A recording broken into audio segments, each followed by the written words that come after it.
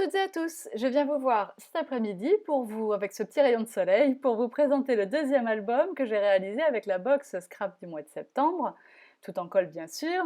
Et donc pour réaliser cet album, j'ai eu assez de papier, j'ai eu assez de matériel dans ma box, sans problème. La seule chose que j'ai dû rajouter, c'est du papier blanc. Toutes les décos bois, tout ce que vous voyez là, c'est dans la box.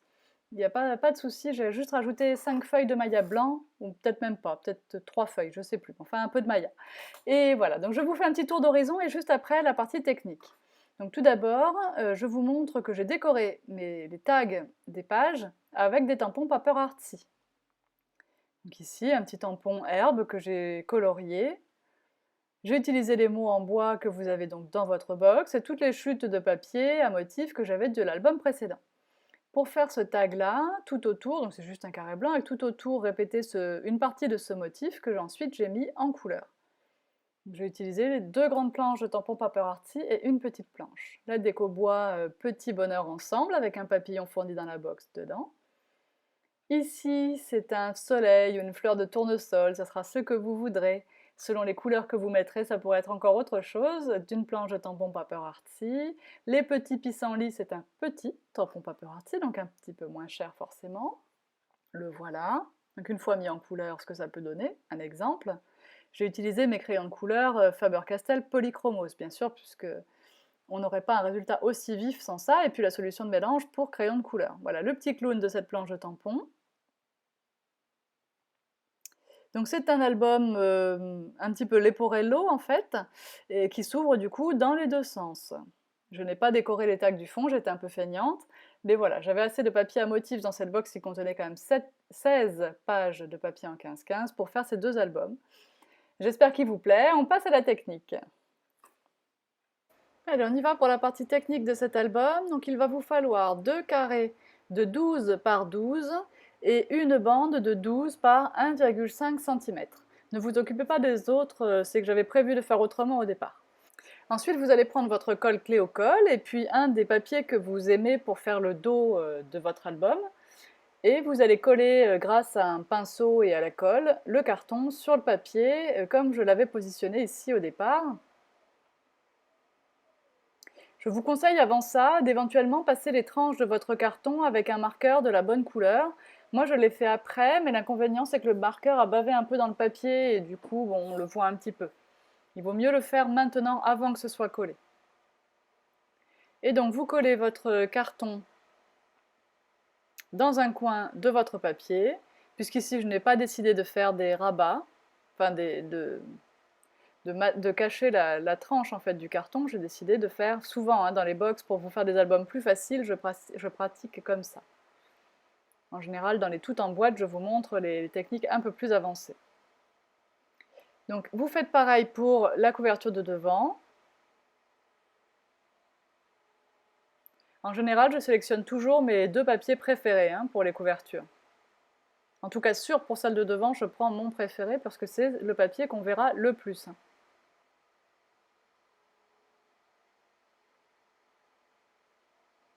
Voilà, et ensuite, bien simplement sur mon tapis de coupe, la lame du cutter suit tranquillement le bord du carton. Ça se passe bien comme ça. Et bien sûr, on garde les chutes. Alors, on va utiliser le liège pour faire le dos de notre album. Donc, le dos, c'est la largeur. On va essayer de repérer un petit peu le centre. Alors moi, je le recoupe en deux, mon morceau. Enfin, pas tout à fait en deux, d'ailleurs.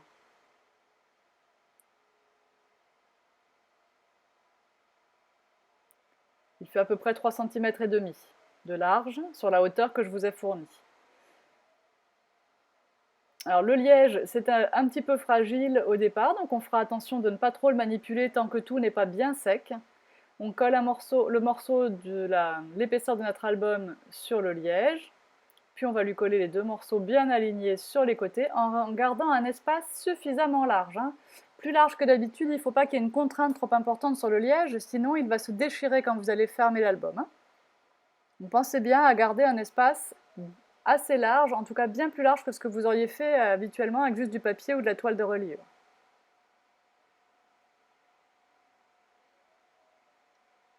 Vous marouflez un petit peu, Et puis on va couper les excédents. Je vais repasser un petit peu de colle à l'intérieur également. Vous allez maintenant couper les excédents de liège en haut et en bas.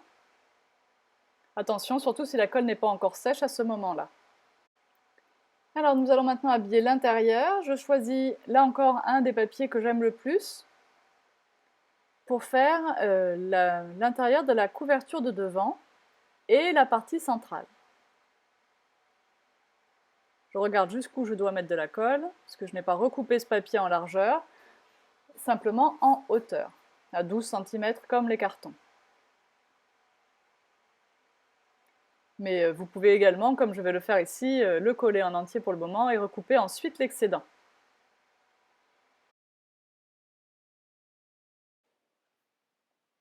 On nettoie un petit peu le plan de travail pour enlever les traces de colle. Sur le tapis de travail non adhérent, c'est vraiment très rapide. On met en place son morceau de papier correctement, aligné sur deux côtés.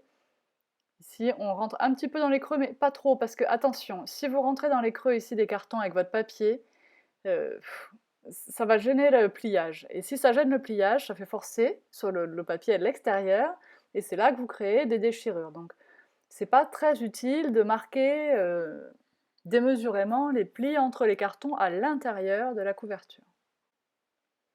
Voilà, on va maintenant s'occuper de l'album à proprement parler qui va rentrer dans cette couverture. Donc je décide de découper dans du papier blanc en hauteur 11,5 cm, puisque notre couverture fait 12, et en longueur, eh bien, je garde la longueur du papier et je marque un premier pli à 11,5 pour avoir des pages carrées, un deuxième à 11,5 du premier, ou donc à 23 du bord, et il reste ce qu'il reste à l'autre bout, je m'en fiche, ça formera une pochette, j'ai pas besoin de savoir. Ça c'est une pâte de collage et c'est ici que je vais la coller, vous voyez, je viens d'écrire collage de l'autre côté, hop, c'est comme ça que ça va se mettre en place. Cette pâte de collage fait 1 cm, ensuite j'ai encore 11,5, puis encore 11,5, à vous de faire vos additions si vous préférez marquer les plis en partant du bord, et ensuite vous avez le reste. Et ce reste, c'est lui qui va se coller sur le fond.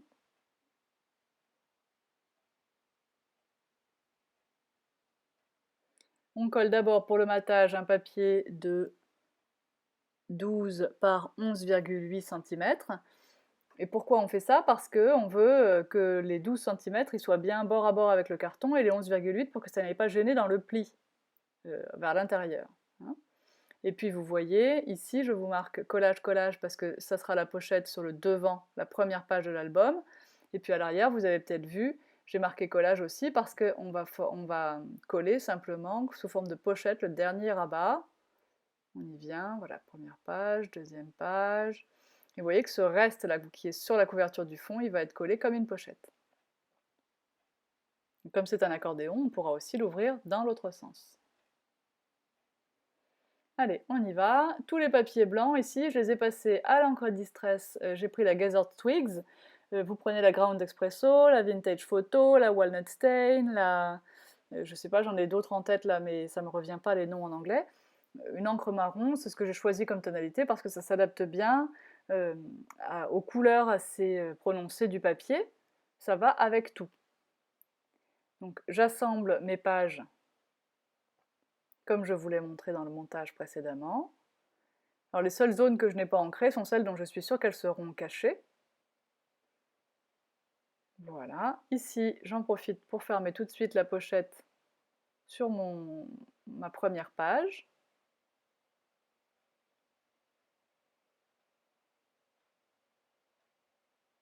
Vous voyez que j'avais marqué un pli où il fallait pas, hein, mais bon, c'est pas grave, ça sera caché de toute façon par du papier.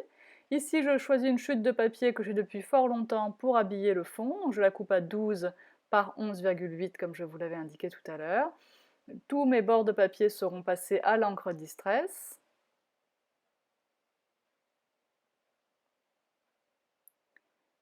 Alors là, l'idéal, voilà, hein, c'est pas la colle à pointe fine, c'est un élément de la couverture, donc l'idéal, c'est de coller à la colle Cléo-Colle. Je vous ferai aussi une petite vidéo technique sur les colles, vous verrez, c'est ultra simple, mais je vous ferai la vidéo, comme ça vous saurez où retrouver l'info si vous la cherchez. Donc j'ai passé de la colle sur les bords du papier et au centre du carton, comme ça je sais qu'il y a de la colle partout. Vous voyez que ça ne gêne pas le pli à l'intérieur, du fait d'avoir coupé à 11,8 et pas à 12. Et un petit coup de marouflage, et c'est parti. Voilà.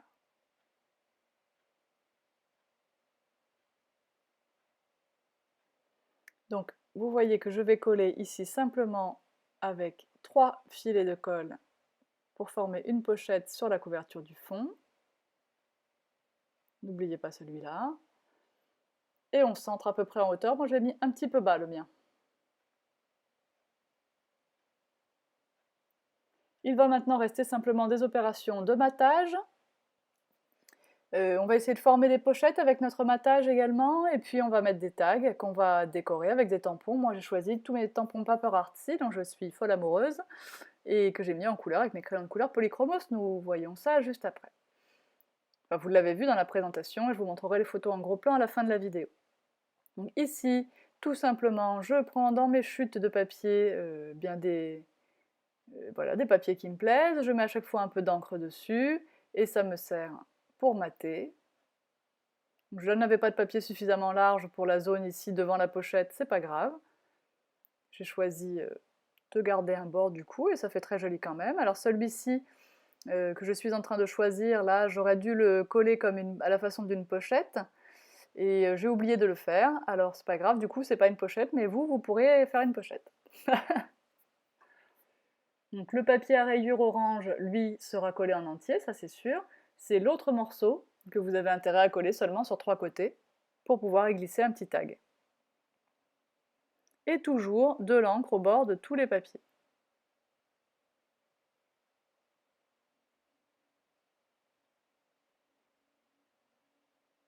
Alors je sais que certains font leur ancrage avec d'autres encres que les encres Distress. Franchement, essayez les Distress, vous verrez qu'il y a une réelle différence entre faire ces opérations avec elles ou avec une autre. Ces encres, notamment quand on veut utiliser plusieurs couleurs et faire des fonds bien nuancés, voilà, ce sont vraiment des encres faites pour ça. Donc c'est là que vous n'auriez dû coller que sur 3 côtés, en haut, en bas et à gauche. Moi, j'étais prise dans mon élan.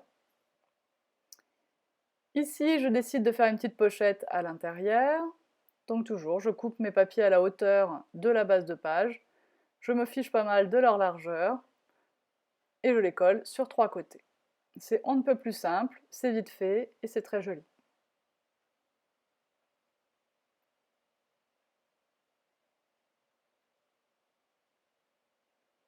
Alors il me reste quand même quelques feuilles en entier, donc je vais m'en servir à par endroits. Je respecterai toujours une marge pour mes matages, je couperai mes feuilles à 11,7 je crois.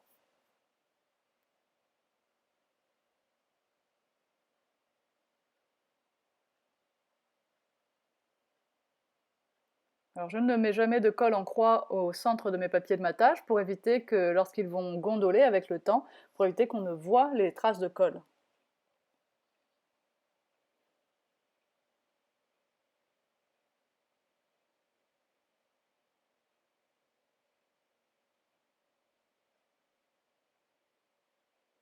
Et à la fin de cet album, eh bien, il me restera encore pas mal de petites bandes de chutes. J'ai décidé de les donner à Astrid puisqu'elle avait craqué pour cette box également et je me suis dit comme ça lui ferait un petit peu de papier en plus.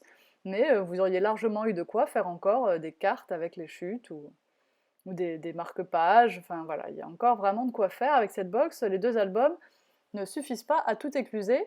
Je vais utiliser aussi dans cet album les déco bois que je n'ai pas pu beaucoup mettre dans l'autre parce qu'en épaisseur ça n'aurait pas tenu. Et je n'utilise pas par contre le pochoir sur celui-ci. Vous verrez que j'utilise un petit bout du ruban, mais là encore pas tout.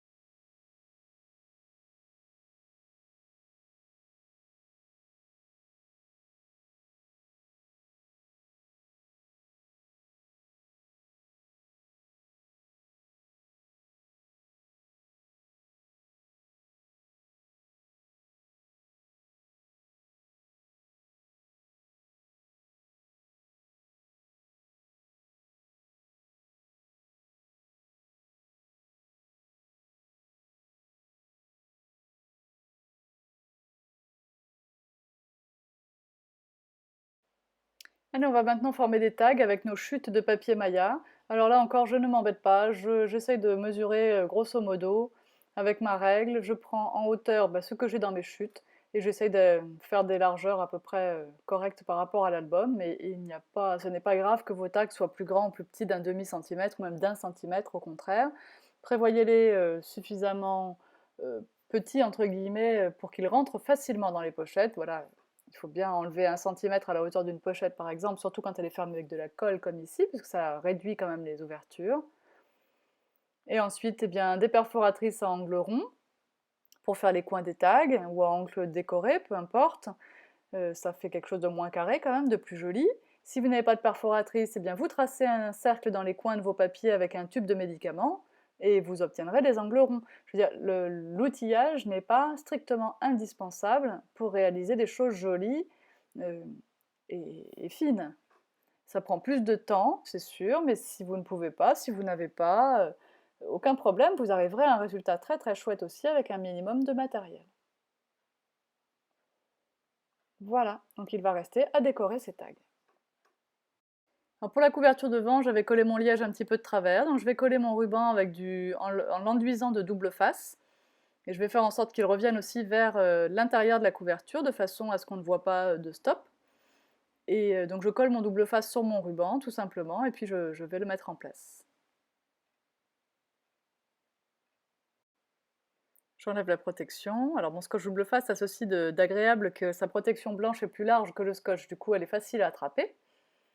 On le met bien en place, alors bien droit, on ne suit pas, si vous êtes dans mon cas que le liège est collé pas droit, vous ne suivez pas le liège bien sûr. Ici, ça va s'arrêter là, et je mettrai une petite déco. Et là, je vais le faire rentrer à l'intérieur de la pochette, en le poussant tout simplement à l'intérieur.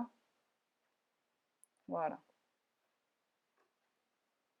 Il résiste un peu, mais il se met à sa place.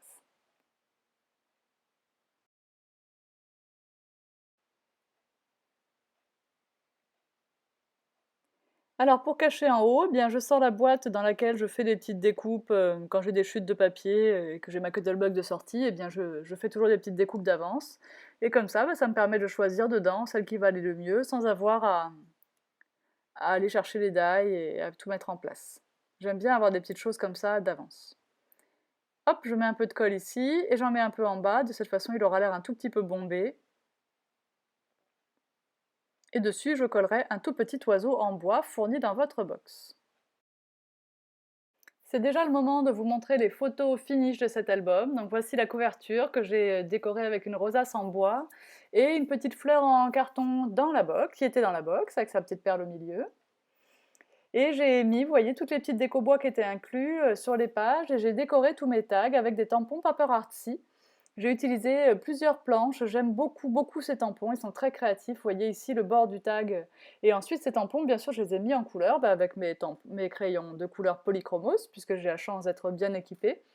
Vous savez bien qu'avec d'autres crayons de couleur et la solution de mélange pour crayons, ça marche très bien aussi.